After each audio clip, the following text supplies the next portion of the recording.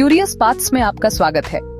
आज मैं आपको महाभारत के माध्यम से एक एपिक जर्नी पर ले जा रहा हूँ, जिसमें मैं आपको इसके सबसे लेजेंडरी कैरेक्टर में से एक भीष्म अमर योद्धा से मिलवाऊंगा। अब अगर आपने कभी घर पर महाभारत की कहानियां सुनी हैं, तो आप जानते हैं कि भीष्म सिर्फ एक योद्धा नहीं है, वह सैक्रिफाइस और ड्यूटी की असल परिभाषा है। देवव्रत के रूप में जन्मे भीष्म राजा शांतनु, नदी देवी गंगा, अपने बचपन से ही वह अलग थे, अधिक डिसिप्लिन्ड, अधिक बुद्धिमान और हाँ, अपने किंगडम में किसी और से कहीं ज्यादा स्ट्रॉन्ग। लेकिन जो बात भीष्म को सचमुच खास बनाती है, वह सिर्फ उनकी स्ट्रेंथ नहीं है, ये उनका प्रॉमिस है। अपने पिता की सत्यवती से शादी करने की इच्छा पूरी करने के लिए भीष्म ने एक भयानक प्रतिज्ञा ली। वह कभी शादी नहीं करेंगे, वह कभी सिंहासन पर क्लेम नहीं करेंगे।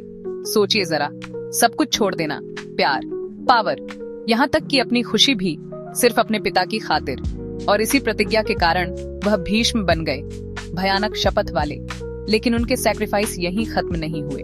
भीष्म कुरु राजवंश के सच्चे प्रोटेक्टर थे। उन्होंने कई पीढ़ियों का मार्गदर्शन किया। पांडु, धृतराष्ट्र, पांडवों, कौरवों।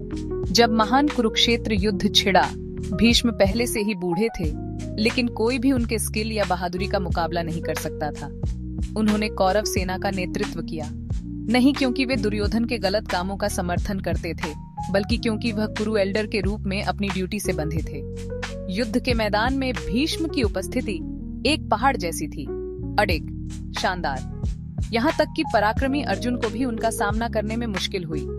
ये कृष्ण के हस्तक्षेप के बाद हुआ। शिखंडी की मदद भी निर्णायक थी। लेकिन यहाँ सबसे दिलचस्प बात है, भीष्म के पास एक ब्लेसिंग थी। वह अपनी मृत्यु का समय चुन सकते थे।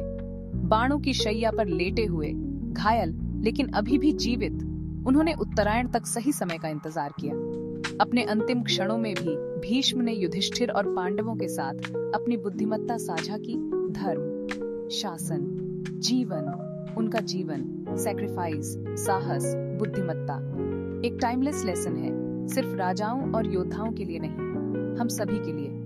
तो अगली बार जब आप भीष्म शब्द सुने, तो याद रखें, वह सिर्फ एक एपिक में एक कैरेक्टर नहीं है, वह ड्यूटी, ऑनर और सेल्फलेसनेस के अल्टीमेट सिंबल है।